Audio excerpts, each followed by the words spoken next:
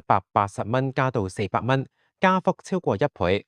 對於一般市民嚟講，呢個絕對唔係一個小數目。根據政府嘅解釋，加價嘅目的主要有幾個。第一，減少急症室濫用。政府話好多人將急症室當成普通門診咁用，有啲人只係輕微不適、傷風感冒、輕微擦傷都走去急症室，導致真正有緊急需要嘅病人要等好耐。透過加價，可以令市民諗清楚自己係咪真係需要用急症服務。第二，收回部分成本。公立醫院嘅急症服務成本好高，每次急症室求診，政府實際上嘅補貼遠遠超過收費。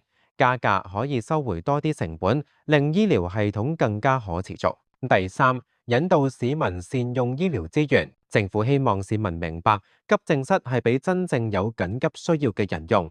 如果只係一般嘅病痛，應該去睇普通科門診或者私家醫生。呢啲理由聽落都有佢嘅道理，但係實際上對市民嘅影響又係點呢？講到呢度，我哋要分析一下急症室加價對不同階層市民嘅影響。對於中產或以上階層，對於收入較高嘅家庭嚟講，400蚊可能唔係乜嘢大問題。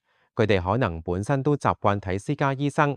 急症室只係喺真正緊急嘅時候先會用，加價對佢哋嘅影響相對有限。對於基層市民，對於低收入家庭嚟講，400蚊係一個好大嘅負擔。呢啲家庭可能每個月嘅收入只係勉強夠交租同日常開支，突然之間要俾400蚊睇急症，可能要節衣縮食先至應付到。更加令人擔心嘅係，有啲基層市民可能因為負擔唔起而選擇唔去睇急症，自己喺屋企死忍，呢個可能會延誤病情，造成更嚴重嘅後果。對於長者，長者通常係最常需要使用急症服務嘅群體，佢哋身體比較虛弱，容易有突發嘅健康問題。